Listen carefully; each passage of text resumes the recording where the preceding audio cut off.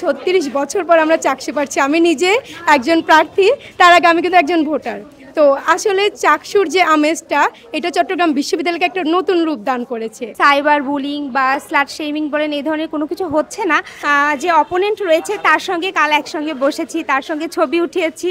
তো আমার কাছে মনে হচ্ছে এখানে নির্বাচনটা আশা করা যায় সুষ্ঠুভাবে সম্পন্ন হবে। আমরা 6 বছর এই ক্যাম্পাসে আছি, এটা দেখতে পেরে আসলে আমাদের সৌভাগ্য যে আমরা এই যে 19-20 স্টুডেন্ট হয়ে এই নির্বাচনটা দেখে যেতে পারছি। নির্বাচন তো দীর্ঘ 36 বছর পর হচ্ছে, সবার মনে নানা জল্পনা কল্পনা রয়েছে।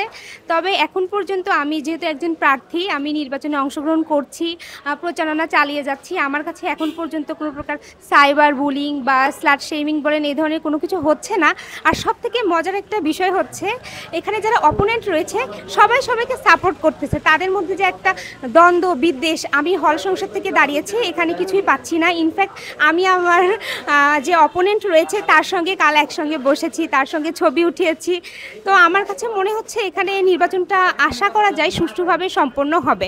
আমি আশাবাদী। আমি হল সংসদ থেকে দাঁড়িয়েছি, আমার নাম সাদিয়া মাসিন। আমি আমাদের বিজয় 24 হল সংসদ থেকে একেবারেই স্বতন্ত্র পদপ্রার্থী হিসেবে সাধারণ সম্পাদক পদে দাঁড়িয়েছি।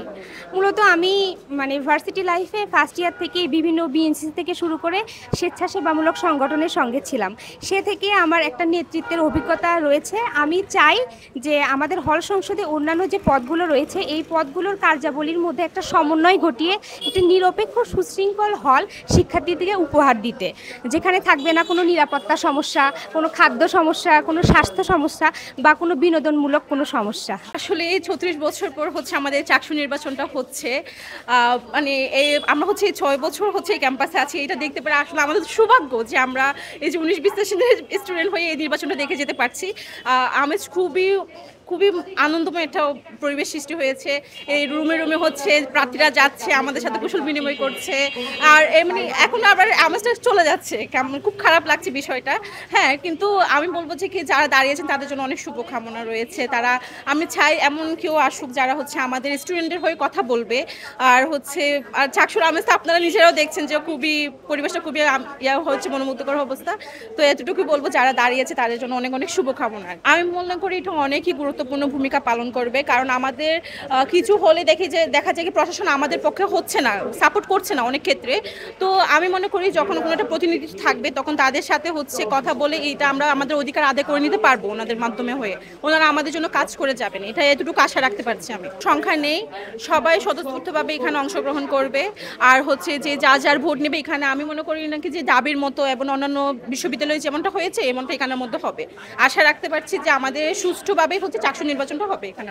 দেখুন, আমি যদি বলতাম যে 36 বছর আগে যে চাকসু হয়েছিল সেখানে নিরাপত্তার অনেক ধরনের ত্রুটিজনিত বিষয় আমরা শুনেছি, যদিও বা আমরা তখন চট্টগ্রাম বিশ্ববিদ্যালয়ের শিক্ষার্থী ছিলাম না, জানি না। বা তখন যেহেতু 36 বছর পর হচ্ছে, এখন স্কাউটিং, বিএনসিসি, রোভার স্কাউট, তো ওরা আসলে প্রশাসন সর্বোচ্চ চেষ্টা করছে আমাদেরকে নিরাপত্তা দেওয়ার জন্য। তো আমরা আশা করছি যে আমরা ভালো নিরাপত্তা পাবো, কারণ আমরা দেখেছি যে সকল সাংবাদিকরা আসবে, 500+ সাংবাদিক মনে হয় এখন পর্যন্ত আবেদন করেছে। সেই ক্ষেত্রে প্রশাসন কিন্তু তাদের সরকারি নিবন্ধন আছে কিনা বা সব কিছু আইডেন্টিফাই করে সাংবাদিকদেরকে এখানে এন্ট্রিতে এত রুলস অ্যান্ড রেগুলেশন মেনটেন করা হচ্ছে। এবং বলা হয়েছে কোনো বহিরাগত মানুষ ক্যাম্পাসে প্রবেশ করতে পারবে না, আইডি কার্ড দেখিয়ে ক্যাম্পাসে প্রবেশ করতে হবে। সেই ক্ষেত্রে আমরা আশা রাখছি যে এই কোনো অপ্রীতিকর ঘটনা এখানে ঘটবে না। তো একটা ভালো নিরাপদ আমরা যে চাকসু পাবো। আর এইটুকু আসলে দেখুন, 36 বছর পর আমরা চাকসু পাচ্ছি। আমি নিজে একজন প্রার্থী, তার আগে আমি কিন্তু একজন ভোটার। তো আসলে চাকসুর যে আমেজটা, এটা চট্টগ্রাম বিশ্ববিদ্যালয়কে একটা নতুন রূপ দান করেছে। চট্টগ্রাম বিশ্ববিদ্যালয় আপনি দেখবেন যে কোনো ঝুপড়িতে এখন সবাই মিলে আলোচনা করছে কাকে ভোট দিবে, তাদের ইশতেহারগুলো কেমন, ইশতেহারগুলো আসলে কতটুকু কার্যকরী। তো এছাড়াও ভোটাররা যে আজকে শেষ দিন, অবশ্য আজকে তো আমরা প্রচারণা করতে পারছি না, কিন্তু গতকাল পর্যন্ত আমরা প্রার্থীরা প্রচারণা করেছি। তো আসলে চাকসুর আমেজটা অনেক সুন্দর বা অনেক ভালো।